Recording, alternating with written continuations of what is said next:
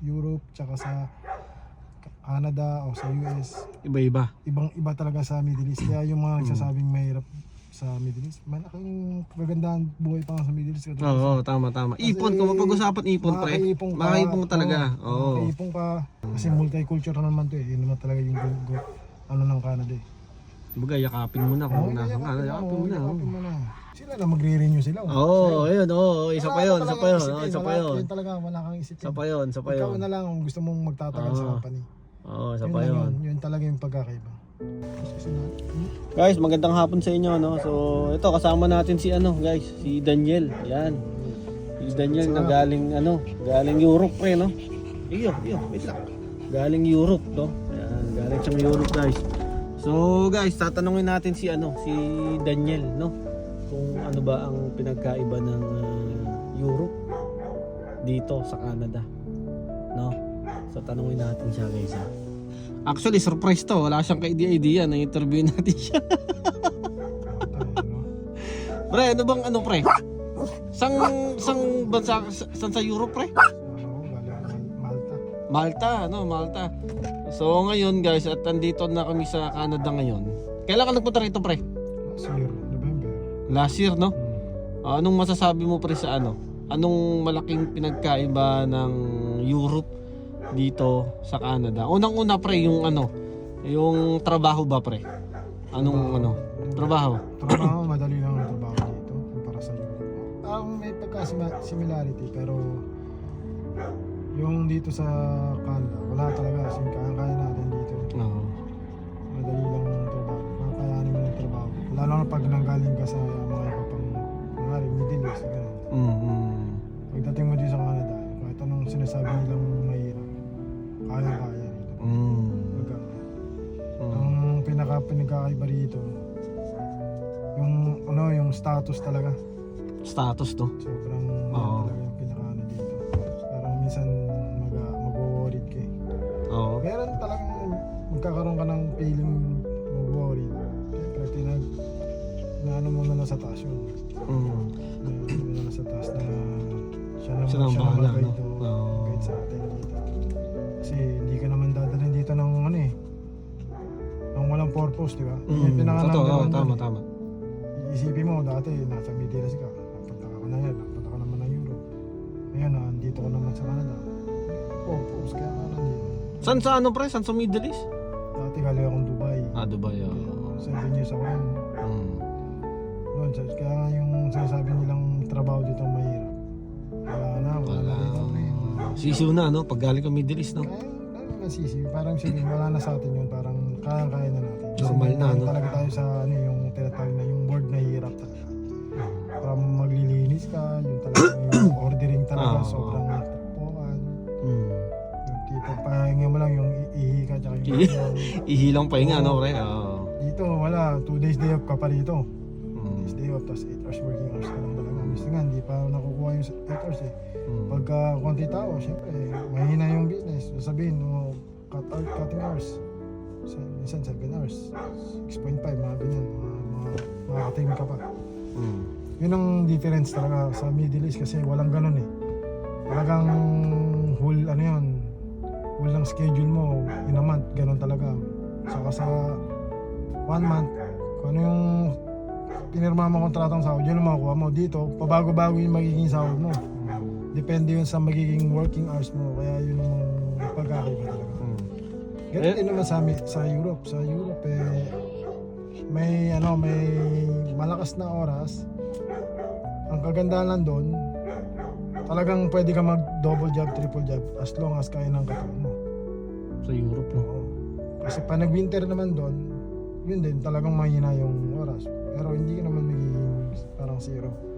Meron ka pa rin pagkakitaan, di ba? Meron ka pa rin makukuha ang pera.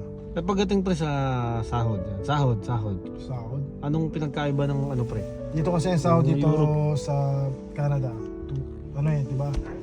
Yung 2 weeks may sahod ka na. 2 weeks ako. Sa Europe, parang sa lang din, parang sa Middle East din. Monthly. Tsaka fix doon, no? Fix ba doon? Hindi naman fix ang doon, labanan din per hour din. Pero kumbaga sa ang ibig sabihin ko, malaki kasing palitan ng pera ng euro eh. Malaki yung euro eh. Compare sa Canadian dollar. So let's say sasahod ka na doon ng mga 1,300 euro, let's say wala pa yung tip mo. Medyo malaki na talaga. Kasi nasa kulang-kulang 1,000, let's say convert natin nasa 66,000, let's say. Bawas mo ng konti sa bahay mo, pagkain mo. Kung magda-double job ka pa. But same ng working hours mo sa part-time mo yung makukuha mo. Hindi may 2-6 ka. Malaki talaga pa. Yun ang maganda na sa Europe, lalo masipag ka talaga sa Europe. Ang problema lang sa Europe, walang stability. Wala magiging chance na maging permanent resident. Buong pamilya mo. Or pwede kayong nag-work doon, may pamilya ka, let's say, paulit-ulit lang, repeat lang yung status ng life mo, buhay mo. Parang temporary worker lang. Forever. Baga parang naka-close work permit, no? Nakubos na yung temporary, kunyari na wala ka ng status, na wala ka ng temporary worker. Wala ka ng chance kundi uuwi ka. Wala kang makukuha kagaya sa Middle East na tinatawag na gratuity. Yun, Kung ano yung pera mo lang yun. Ticket mo, sa'yo na. Ganun yun. Hindi ka Sagot sa lahat, no? talaga may gratuity ka. Lalo na tumagal ka sa company kung ilang taong mo gusto. Yun yung kukupitin na gratuity sa compensation mo. Kung aalis ka sa company, di ba? May mauwi ka pa rin, hindi ka masisiro. Dito kung wala kang zero talaga rito. Oo, wala kang ipon, no? Zero talaga, no?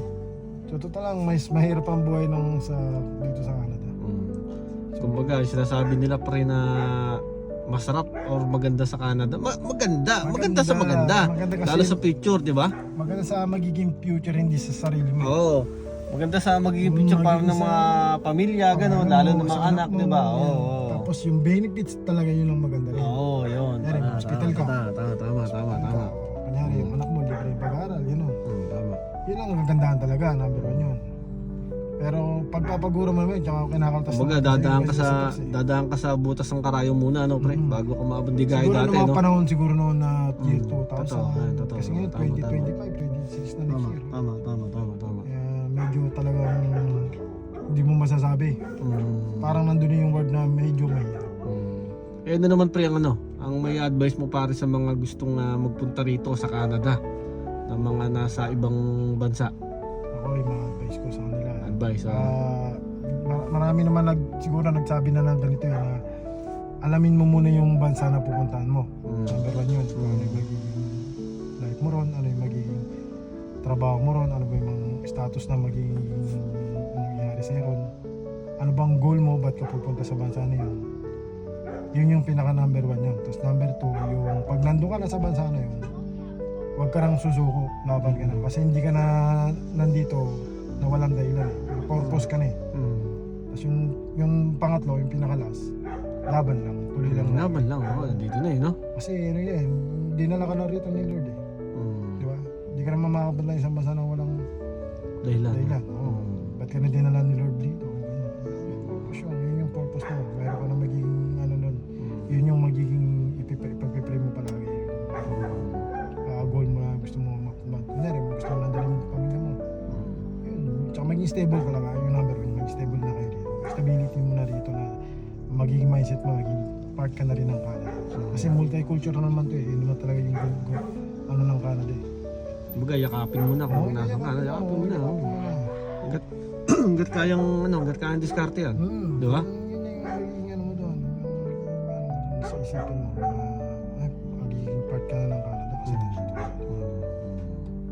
Yun. Kasi ngayon talaga maraming naglalabasan na sobrang hirap. Kaya guys, yung mga nasabi ko sa inyo, nasabi ko sa inyo na hindi na ganun kadali ang talagang manirahan or magpa-PR or mag-apply dito sa Canada. Hindi na gaya dati. Talagang dito lalo't ngayon ang daming lumalabas sa mga bagong rules, no? Bagong rules, tapos ngayon nga yung sa amin din, no, sa mga lalo't sa mga profesyon namin, Yung sa amin ng mga tinatawag na temporary foreign worker, talagang hindi na ganun kadali. Pero gaya nga sabi ni Daniel, hangga't kayang ilalaban, di ba? Oo, Kasi yun nga, hindi naman tayo dadali ni Lord dito kung wala naman talaga tayong purpose. Tapos guys, dagdag ko lang doon sinabi ni ano, na bago kayo magpunta sa isang lugar, talagang i-search nyo muna. Kumbaga, i-search nyo kung ano ba yung lagay doon, kung ang ano ba, kung ang dadatan nyo ba rito ay kakayanin nyo. Kasi hindi talaga ganun kadali. Kasi dito, back to zero ka talaga pre, di ba? Marami ritong mga professional na ako na rin, doktor sila. Ayun ang pinaka-importante. Dito, ano lang, mga carer lang. Oo. Nag-iba na ng linya talaga eh. Oo, kumbaga yung pinaka ano mo rito, yung kung ano yung posisyon mo dun sa pinanggaling mo. Parang kumbaga dito back to zero ka talaga, guys. Hindi pa pwedeng hindi pa pwedeng ganun na asahan mo dito. Ganun pa rin ang maging posisyon mo o ano mo rito. Hindi talaga. Pero lahat ng 'yon at kung ikaw ay talagang pagka-lobby Lord na talagang ma-PR ka, bawi mo lahat 'yon. Bawi mo lahat 'yon. Bawi talaga. Sa una lang talaga may hirap kasi 'di ba? Wala namang talagang hindi ka muna dadaan dun sa masarap eh. Kumbaga dapat paghirapan muna lahat ng isang bagay bago ka dumating sa sa sarap, 'di ba? Yun. Ano pa pre?